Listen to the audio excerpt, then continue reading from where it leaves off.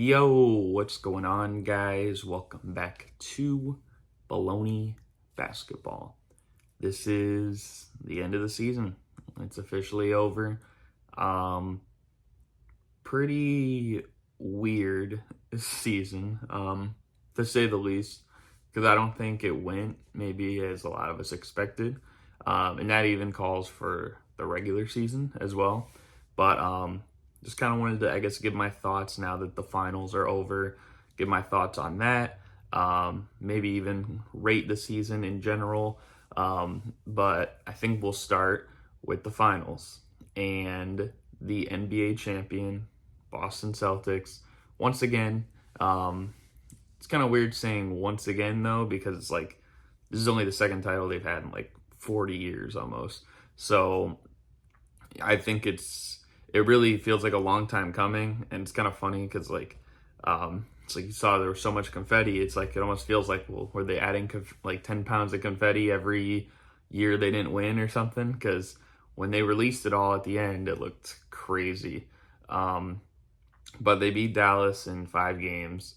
And I mean, I guess it's fitting because they were the number 1 seed. They were the best record all year. I believe they had the best home record in the regular season as well. And even though they were weirdly more vulnerable at home than on the road in the playoffs, they showed at the last game like why they were the best road or best home team all year long. But it has me thinking a few things in general. And, because I think a lot of us thought this was going to be a more competitive series. And maybe because of that, it feels like it was a little bit of a letdown of a finals. I know I said like I thought Dallas was gonna win, but personally, like I think of all the finals in recent history, this is probably like maybe the one of the ones where it's like I didn't really care who won, which is good because like I don't have to like root more so for one side than the other type of thing. If I really like a player or if I really don't like a player. But yeah, I think this time I was like kind of cool with either. Obviously the thing for the Mavs is that if they did win, it would be like kind of Kyrie getting revenge and stuff like that. But I mean, Boston winning, I mean, they've been in contention for several years now. I know the Mavs kind of have, but not as long. And I mean, last year they didn't even make the playoffs. So it still was kind of a work in progress. This is like the first year of this duo together. And I mean, getting to the finals, I mean, we'll have to see what happens there. But it has me thinking that, even though it seemed like Dallas maybe could have put up a better fight and you could have seen them maybe make this a more competitive series, I think it just has me thinking that generally, like, if you're not a top 3 seed, you're not going to win the championship. Like, I think we hold out hope because Hakeem Olajuwon and Clyde Drexler in 1995 did it, and they won as a 6th seed. That's not going to happen every single year. And if you even look back at that run, like a lot of those series went really deep and a lot of those series like went down to the wire. So it really took just about every little thing they had just to win the championship. But because, that happened, I think we sit here and think, oh, it's going to happen again, or it's likely to happen again. I don't think that's the case. And so for me, there's only been 2 teams lower than a 3 seed to ever win the championship in the 78 years of NBA history.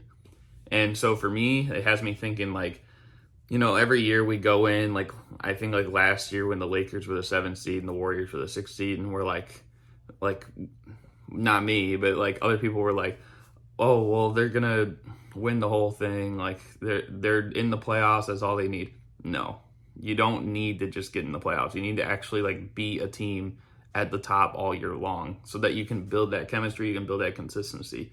Like some of those teams that have done that, like maybe it's only something at the trade deadline. And wouldn't you know it, the Dallas Mavericks are a good example of that. And they did get all the way to the finals, but clearly they weren't built for the Celtics. And I think part of that is also like it's a matchup thing, but you can't expect to put it together midway through the season and go all the way for the championship. Like, when does that really happen? When the Lakers traded for Pau Gasol, they didn't win the first year. You know what I mean? Like, it just doesn't all come together like that, maybe until you have some time to build all season long. Rudy Gobert, even, getting traded to Minnesota. Last year, they were terrible by their standards. This year, got to the first conference finals in like 20 years. So I think what it tells me is that you need to be a top 3 seed if you want to win a championship. Yeah, you could win if you're lower. It's not out of the picture. But at least for me, I'm probably not going to put my eggs in your basket unless you're at least a top 3 seed. I think also, like, this showed that the Celtics kind of replicated, I think, Mike D'Antoni's style a little bit, just with how much they were shooting threes, and the space of players that it was. And what I mean by that is, like, the Warriors obviously took a lot of threes, like with Curry and Clay and the Splash Bros. But those two were mostly the ones taking it. Like, I think for Boston, it's like you have like 8 guys that are hitting three. Like, I think 7 guys in game 1 hit multiple threes. It's like the first time that's ever happened in NBA Finals history. So, just for me, it's like, I feel like you need to build a team that's geared for that. And maybe that for me, like, watching, like, you look at all the teams that Boston played. I know prior to the finals, everyone was injured, but I feel like the best matchup they played was probably Cleveland. You know, like, and it does suck that in that series, like, Donovan Mitchell was hurt, Jared Allen was hurt, because I mean, you have a guy that can get downhill in Donovan Mitchell really fast. You have another guy that can provide defense inside, and you have everyone else catch and shoot, you know, like on the perimeter. Maybe they weren't hitting shots quite like that, but that's their role. So that would have been an interesting series to see, because I'm not saying the Cavs would have won, but I do think it could have went 6 or 7. And it would have been nice to actually see maybe more of a test. And I think maybe that's why people aren't going to appreciate this ring as much. Just because, like, it felt like boring, essentially. Like, there was not much of a test, really. But overall, I mean, like, at the end of the day, they still did win. And it has me thinking, too, it's like, you could say what you want about injuries, but I feel like it's, like, not like how it was like a dozen years ago. Like, I know, like, when D Rose got hurt, like, that was a time when it was really shocking to have an injury like that in the playoffs, especially. Like, you work all season just to get to that point. And, like, so that type of injury, or, you know, like, just, like, all sorts of injuries that happen, like, in the playoffs, like that Russell Westbrook the year after, it wasn't, like, expected, I guess, if that makes sense. We're at a point now where it's like injuries are more common, they're more prevalent, and so you have to hold it, like, yeah, you could still say, well, they were hurt, but you can't, like, view it the same way as you did 10 years ago when there were injuries. And, like, even for instance, and just gonna compare, like, around 2015, like, compared to now, I feel like if you're basing it off of championship runs and having to go through less, you could argue that the 2015 Warriors went through less than this year's Celtics. Now, it still is, like, a weird ring, I will say, because of that, but I'm just trying to give them the benefit of the doubt, because everyone's making it seem like they are the team that's maybe had the easiest run. I don't know for sure about that. And also, it's just like a different time where there's just, like, you know, it's just a different league than it even was like 10 years ago, I guess I'm saying. As for, I think, Jason Tatum and Jaylen Brown, this outcome of the series was really interesting, because I think we all thought, no matter what, like, Jason Tatum was probably going to end up in the Hall of Fame, even though he's only like 7 years in the league, but he was just on that path. Obviously, a championship pretty much cements it. But for Jaylen Brown, I didn't know if I felt like that unless something dramatic happened. And he came out, he was the conference finals MVP, and then he was the finals MVP. So I think he pretty much cemented himself as well as a Hall of Famer now. You got a guy who's like a 3 or 4-time All-Star. He's probably going to still make at least 1 or 2 more in his career. Could be All NBA, could be All Defensive. You don't know. And you know, there's going to be a little bit, I think, more respect on his name too. It's really crazy how far like he came in 1 year, because a year ago he did the Big 3 All-Star game and lost and got cooked by a 43-year-old Jason Richardson in the All-Star game for the Big 3. Then you fast forward maybe 8 months later or 6 months later, he did the dunk contest and was getting booed by everybody. He was getting boos in the dunk contest. I'd never seen that happen before. And then 4 months later, now he's the finals MVP. And honestly, he was getting praised while Tatum was not. And I think for that, it's like, I don't know. Like, I know we troll maybe Jason Tatum and stuff like that. But I feel like I don't really hate him like that. Like, he just seems like a boring, like a to himself type of person. You know what I mean? It's a little bit similar, I think, to Tim Duncan, except Jason Tatum smiles a lot more. But I don't know. Like, I think maybe that's why people don't like him or something like that, or just because he just didn't play as well. But at the end of the day, I mean, he had some critical game, like Game 3 in this series, Game 5 in this series. Like, the first 2 games, maybe he wasn't great, but I don't think they close out the series unless he plays the way he does. So because of that, I think, like, he needs credit too. Like, it kind of sucks that it feels like it feels like, oh, he got carried by a super team. He didn't get carried by a super team because he was one of the most important parts to making it happen. You know, as for these other 2 guys, Al Horford and Drew Holiday, does this put them in Hall of Fame contention? For Al Horford, probably. I mean, like, I don't think he would be a first ballot Hall of Famer still, because he never really was like a top 10, maybe not even top 15 player in the league. So possibly. For Drew Holiday, no. That might be unpopular, but no, I don't think so. I think he would need to do more. Like, 2-time All-Stars and 2-time NBA champions, like, is a pretty low bar, I would say, for the Hall of Fame. You know, like think about it like this. Like, we had people saying, like, and I didn't, and I feel like it should have still been obvious, but people said that maybe Manu Ginobili, oh, he shouldn't make it because he's a 2-time All-Star, he's a 4-time champion, even though he was on one of the best dynasties in NBA history, even though he won gold over Team USA in 2004. Like, there's just, like, look at it like that, and then look at it like Drew Holiday. Is Drew Holiday a top 200 player of all time? I'm going to say no. You might disagree, I'm going to say no. You know, and for the Mavericks side, it's like, I think Luka was, like, yeah, he was dealing with an injury, and I think he was from the start of the playoffs too. You could see it in the Clippers series, you could see it in the Thunder series, and the Timberwolves. That's one of the concerns I had, like, coming into the finals. I'm like, how long could it last? And I think that's why he has, surprisingly, another level to reach. He looked gassed. He was turning the ball over left and right in this series, and he just needs to be better.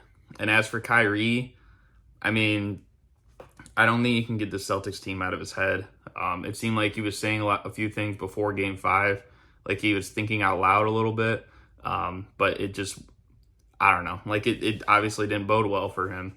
And I think he, like, if you really think about his playoffs, it was very inconsistent. And it has me thinking, can you trust him like that? Like, I think a big reason the Mavericks got where they were was because the role players really stepped up to bring them to the finals. They got to the finals. They got a week off prior to that. I think the time in between games really did a number on the role players for a lot of those games. But that's when the stars step up, especially the guy who's won a championship, and he didn't. So, but Kyrie had so many games where he just like didn't show up in the first half in the playoffs and then hoped he could do it all in the second. Or in this series, didn't do it in either half. So it has me thinking, like, I don't know what your level of trust can be in him in the playoffs moving forward, which is kind of unfortunate because this is a guy who hit one of the craziest shots ever, like a few years ago. So, but overall, I think it's weird. This series felt a lot like the Lakers Nuggets. It felt a lot like the Timberwolves Mavs, where the team that was down 3-0, the Nuggets were like 11-0 against the Lakers. Lakers just wanted to end that streak. The Timberwolves being down 3-0. What did you hear Anthony Edwards say? We just wanted to avoid the sweep. The Mavericks being down, not the Mavericks, but Kyrie losing 13 straight to Boston, basically. He wanted to get that one win. And I feel like it was like a relief. We did it. Now it's over. All three of those series, that's how it felt. So it was pretty weird. But I guess just to move on here to talking about what's next for Boston. First of all, they'll be contending for next several years, obviously. You look at Jason Tatum, Jaylen Brown. Those are your key players. And they're still young. Like, they're 26, 27. Derek White as well. Porzingis, who really didn't even have much of an impact in this series. Like, that's the other thing to keep in mind, is that we know Al Horford will probably retire soon. He might even retire this summer, going off on a championship. I don't know. But he could retire soon, and you have a guy like Porzingis that can come into that role. So I think they're definitely going to be a formidable opponent for the next several years. Now, will they win it next year? Will they repeat next year? It's definitely possible. I do think this year was a lot about matchups. I think some teams maybe weren't prepared or weren't mentally focused on their matchups. If I had to pick a team I think will win next year, I think it will be Denver again. I feel like they just didn't come out in the playoffs with the right mindset. And, you kind of saw that the first two games against Minnesota. They just, I think their minds were elsewhere throughout the whole playoffs. You saw them the year before. They felt like they had something to prove, being called like the worst one seed ever. This year they felt like, oh yeah, it's just Denver, dude. Who's going to beat Denver? And I think they kind of bought into that too. Next year, no one's going to be saying that about them. And I'm really curious what people are going to be saying, because even about this Celtics team, it seems like people don't know if they're going to buy fully in to them. But I do think Denver will probably be the team next year. Now, that obviously means the Celtics could get to the finals, but there'll be them. I mean, Milwaukee will be there, in the mix. Philly will be in the mix. You have the Cavs, you have the Knicks, and then even those young teams like Orlando and Indiana too. And it's just about will they have the motivation next year too? Because it seemed like they kind of got like a, like the monkey off their back type of expression with winning this year. And a lot of people, they could be content with that. Look at Denver that we just said. It's like before, until you have something to prove again, until you experience that failure again, you might not have that same motivation. Look at Anthony Davis, after they won in the bubble, it felt like for a year or two, he just kind of was cool. He was chill about it. I got my ring. So I do think, they'll still obviously be a good team all year long. At the very least, even on a bad season, would still make the second round of the playoffs. But depending on the matchup, you never know. So I think that's something to consider. What's next, though, for the Dallas Mavericks? They're going to have a few more years with this duo of Kyrie and Luka. And it's, will they get back? Now, they're in the West, and I think we all agree that the West, there's more teams in the mix. I think, honestly, you could probably predict 13 teams have a chance to make the play-in or better next year in the West. I think the only teams you probably wouldn't say are like Portland and Utah. Everyone else could probably make the play-in or better. And granted, like, we haven't even hit the offseason yet, technically, so things could change with that as well. But playing in the West like that, it also could do a number on you, and maybe that's even part of the reason why they didn't play so well in the finals, because you had to go through a challenging Clippers team, albeit no Kawhi for most of the series, and when he did play, it wasn't really 100%, but you had to go through a challenging Clippers team, you had to go through the Thunder, and you had to go through Minnesota. That's 3 of the top 4 teams in the conference. And whereas Boston, I mean, the only top 4 team they went through in their conference was Cleveland. So it's maybe that's part of the reason why. But, I mean, nobody's going to move Dallas to another city. So, like, they're going to have to play in the Western Conference. Like, unless a few expansion teams come along and they get bumped to the East or something, which wouldn't happen anyways. But I think the other thing is just Luka needs to get in shape. He needs to get healthy, because, like, he for them to win a championship, he would need to be healthy all the way through. And I think what it showed me in this playoffs is that it's going to be really hard for that to happen for him. You know, I know he's played, like, overseas in the pros and stuff like that for a while, but for basically a 2.5 month playoffs segment, which is the NBA, that's not something he's ever done all throughout. So because of that, he needs to get in shape, he needs to get healthy, and if he is, then they'll have a good chance. There were times in this playoffs where it didn't even feel like Luka looked like himself, and it was weird, you know, because it's like, oh, Luka's going to turn it up. He's turned it up against the Clippers before, even though they lost all those times. He turned it up against Phoenix, you know. He turned it up, like, against all sorts of teams. Utah, you know. So I was a little shocked by that. I was a little shocked that he wasn't able to do that. But I think part of it maybe is the injury. I don't know. Because this is a guy we saw, like, he led the league in scoring this year. He scored 73 points earlier this year, you know. I know that was a terrible Hawks defense, but still 73 points. You know, it doesn't matter how it is. Like, look at every player in the league today. He has the highest career high. So that's what really, I guess, shocked me. But I think he needs to get in shape. He needs to get healthy, and they'll have a chance again. Kyrie, long term, I think this is something you have to think about, because we know how in previous places, like, where he's, you know, walked out the door. Right now, he does look like he's, you know, mentally checked in with Dallas, but you never know, you know? Like, if 2 years from now, if Dallas is only going downhill, let's say they lose in the second round, lose in the first round next 2 years, you don't know what to expect, I guess, out of Kyrie, because we all thought he was over Boston, and clearly he wasn't. But other than that, I mean, they do have some young guys, like Lively, Gafford, PJ Washington, so they're going to have a lot of years where they're going to be in the mix to some degree. Probably not quite as many with Kyrie, but we'll have to see. But, yeah, I mean, other than that, just want to maybe, I know this is kind of a quick-ish show, but just kind of wanted to give my thoughts on the finals as a whole, thoughts on both teams. You know, again, it was a good finals, but it felt a little bit underwhelming, because it felt like this could have been the first one to go to 7 games since 2016, and obviously it didn't.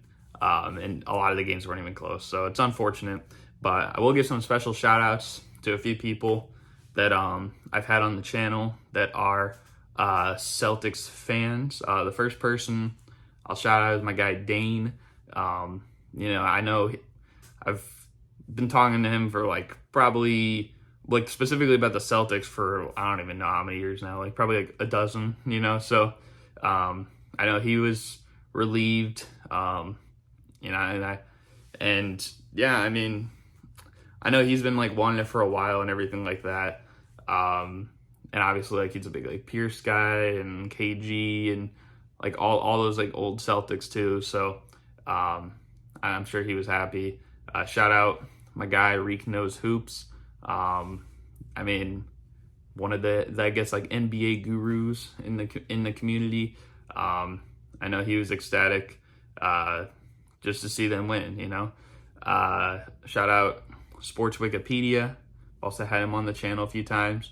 And I know he was also ecstatic just to see how everything that came together and stuff like that. And I'm sure he was in a way kind of relieved as well. And then shout out my guy Twan, who I had on the recent tournament I did. And I actually played against him in that. You guys should go check it out if you haven't already. But also a Celtics fan. So I just want to like shout out a few of those guys because I know that they're probably feeling real good right now because their team is NBA champions. And not only that, but it puts them ahead of the Lakers for the tie, if you consider the bubble. But no. Anyways, I just wanted to shout out a few of them. I hope there's none I missed that have been on the channel. If so, then I'm going to feel bad. And shout out to you guys as well. I probably will do that behind the scenes because I don't know right here on my list. So anyways, but that's not the only people I'm going to thank. I also want to thank the guests that I had on this season. Just rattling them off in order. I want to thank my guy Gabe Slidin. I want to thank my guy NBA Real Talk. I want to thank my guy Clutch Talk. My man NBA Addict TV. My guy Sam Darnold's Forehead. My man Michael, also known as MDB Awesome on YouTube. My man Price McCurdy. My guy Xander, Zanman. My man Run the NBA, as I already mentioned, but also my guy Reek Knows Hoops. My man Jelson. My guy Romp 2.0. My buddy Willie G. Maurice, the sports historian, that's my man. Also my guy Trill Buckets. My guy Suns Geek. My man Jacob Blocks. My guy Reliable Rants. Team Hub Up Basketball. My guy is Hunter and Strauss. Once again, my man Sports Wikipedia, had him on for this season. My guys from 3 Point Weekly with Devin, Reek, and Gabe. My man Noah Talks Basketball. My guy Top Notch. And also my guy Gaurav. Overall, I mean, some of them were repeat guests, but I think brought in as groups, from like Hub Up Basketball, 3 Point Weekly, stuff like that. But in total, there were 27 guests on this season, if you count, I guess, duplicate guests and stuff like that. But that is the most that I've had for any season so far on the channel for Bullony Basketball. So I think that was good, and I appreciate it. I mean, it would be cool if I was able to maybe sit in front of the camera here and like just talk like myself every time. And yeah, while I could do that, it's probably more fun to do it with guests every time. So definitely appreciate these guys coming on, because I don't think maybe I would have thought of the same things like from their perspectives otherwise. And also, I mean, it just makes things more enjoyable. You know what I mean? Like, people want to hear mostly about conversations, for the most part. I mean, there are some things where it's like there's a lot of me talking, like whether it's today, just a lot to talk about the finals or the trade deadline or my predictions at the start of the season. Like, those are a little bit different, and that's usually why those episodes are just me. But for these ones, like throughout the season, like, couldn't have been done without all 27. I don't know how many exact people are in there. I think like 24, maybe. I think like 24. But all of them, like, I couldn't obviously do it without them. So huge thanks to all these guys for another successful season of Bullony Basketball. But and even like the mini games, like switching it up and everything like that, like all throughout the season. I think those are fun. And I guess you guys will have to stay tuned for what's to come on the channel. Hopefully you guys enjoyed. If you did, be sure to like, comment, and subscribe. Once again, shout out to the Boston Celtics for winning the NBA championship. Jason Tatum and Jaylen Brown getting the job done. And also shout out the Mavericks because they did get to the finals. I don't think a lot of people had this on their radar after last season when they missed the play-in. So definitely a huge turnaround for them. And with those two teams and the other 28, including my Chicago Bulls, no. But we'll just have to see what happens from there. But yeah, hopefully you guys enjoy. Thank you guys for watching, and I'm out. Peace.